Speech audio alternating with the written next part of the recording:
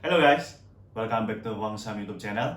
Hari ini kita akan bahas 4 tipe gap yang bisa terjadi di pasar saham.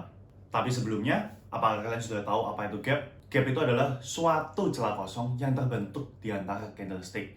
Dan gap biasanya ada dua, yaitu gap up ataupun gap down. Nah, pasti banyak dari teman-teman ini selalu menanyakan, apakah gap itu harus selalu ditutup? Sebenarnya itu udah pernah kita jelasin dalam video yang ini. Nah, teman-teman bisa langsung cek nanti di video YouTube tersebut, dan di sana ada pembahasan gap secara basic. Tapi dalam video kali ini kita akan bahas 4 macam gap yang biasa terjadi di pasar saham. Nah, dari 4 macam ini mungkin nanti bisa menjawab pertanyaan teman-teman, apakah gap itu harus selalu ditutup atau tidak. Yang pertama adalah common gap. Teman-teman bisa lihat gambar di sini. Nah, common gap ini adalah salah satu gap yang bisa dikatakan paling sering muncul dalam suatu market. Kenapa? Karena gap ini mudah dipicu, mulai dari sentimen positif ataupun negatif. Dan ciri-ciri dari gap ini adalah dia mudah tertutup. Kenapa sih kok mudah tertutup?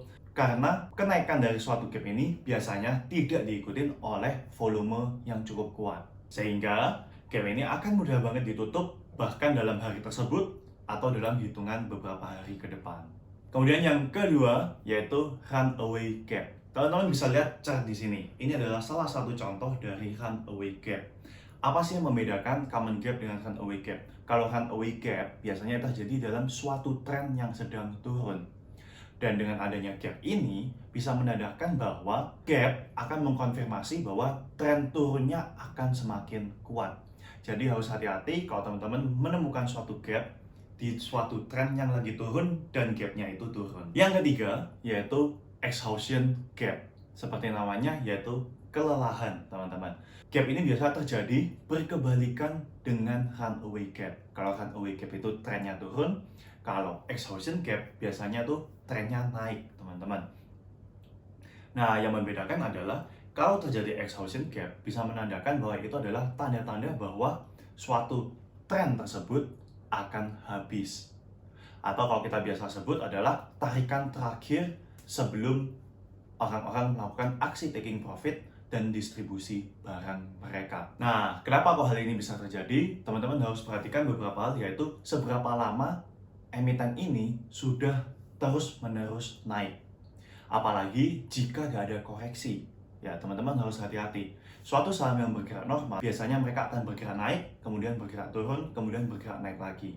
Hati-hati jika ada rally yang berkepanjangan dan terus-menerus naik, dan akhirnya diikutin oleh suatu gap, bisa jadi itu adalah exhaustion gap.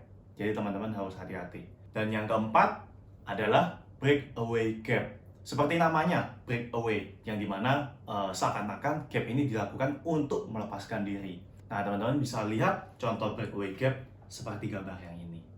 Nah, jadi gap ini akan terbentuk ketika suatu harga saham itu ketika mau gap up, dia akan melepaskan diri dari suatu resisten atau suatu titik penting yang biasanya menghambat. Nah, gap ini biasanya akan diikuti oleh peningkatan volume yang signifikan.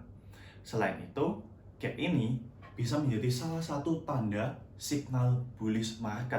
Dan gap inilah yang biasanya jarang ditutup.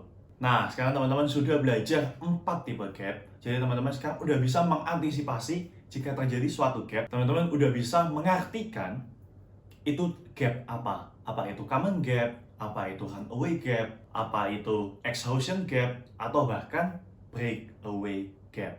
Jadi teman-teman bisa tidak salah masuk posisi ketika kalian mau membeli suatu saham dan terjadi suatu gap.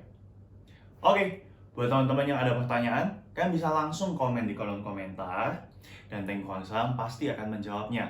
Selain itu, jika memang video ini bermanfaat, kalian boleh likes, subscribe, dan share ke teman kalian agar ilmu ini semakin bermanfaat. Oke, see you on the next video.